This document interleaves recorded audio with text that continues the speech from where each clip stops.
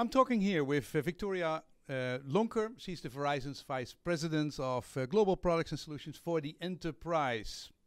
She has about 11 billion in sales and products. And Victoria, about what kind of products and services do you provide? We provide the global connectivity that our customers have, like it for MPLS services, public internet, wireless solutions.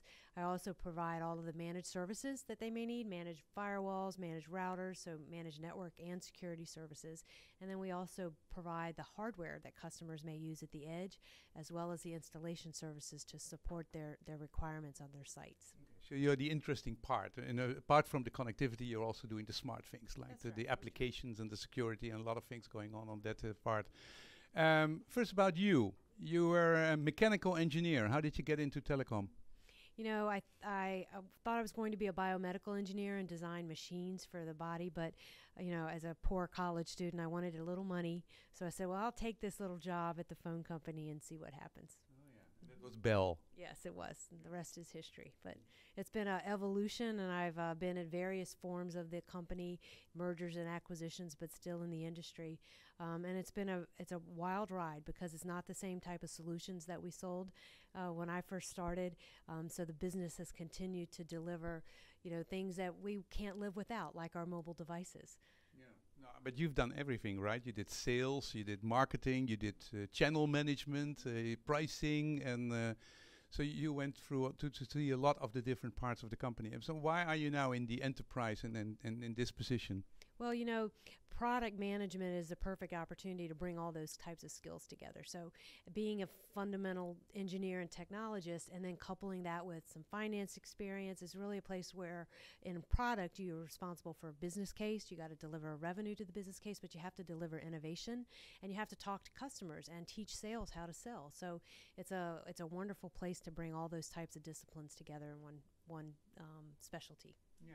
Yeah, so you have a little bit of technical stuff and then a lot of organizational stuff and then a lot of pricing and other things. Talk about US versus Europe versus Asia and the products you supply there.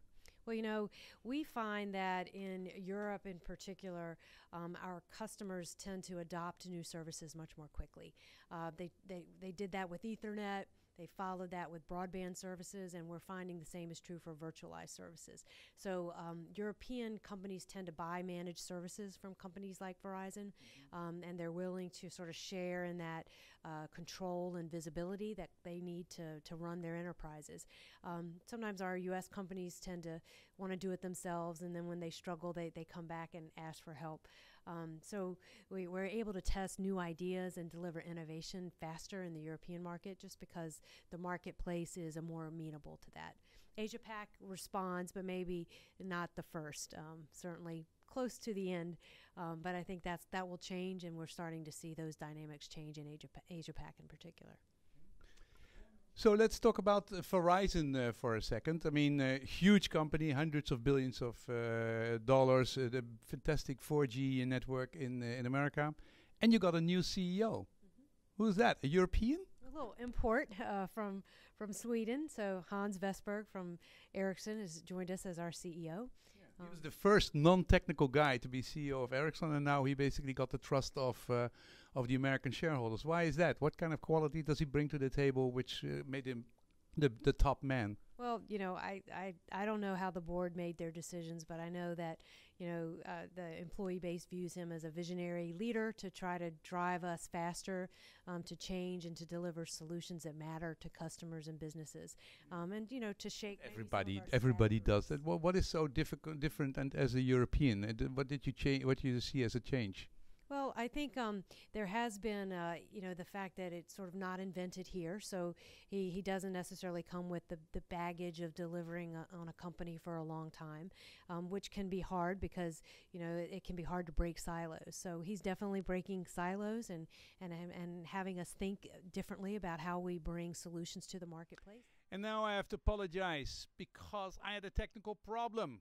My sound was off. Well, I'm going to tell you about the rest of the conversation. We were talking about Hans Vestbergen, who I know as the CEO from Ericsson, very enthusiastic, changing, had to leave, became the CEO of Verizon, and is now being CEO for 100 days. He's been very involved in the 5G network, and proved himself, and now is the boss and has to come in the next 30, 60 days with a new strategy.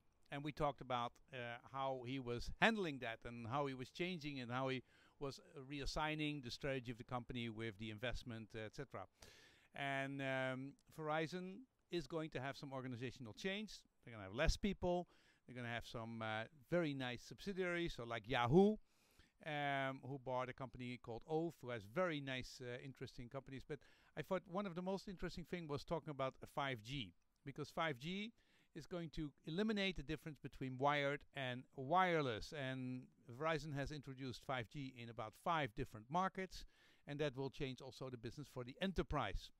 So it's now fixed broadband. That means you can, instead of having a fiber, you can have a Verizon connection, and you get 1 gigabit for $70, which I think is a fantastic deal. Unlimited use of 5G for $70. And of course, fixed wireless in the enterprise is very important, and that will make that will eliminate the change. So that is very important, and she is building relationship with all the big providers like for Vodafone for Europe, and of course local ones like Telefonica in Latin America, so that she has the 5G network and that she can immediately provide connectivity.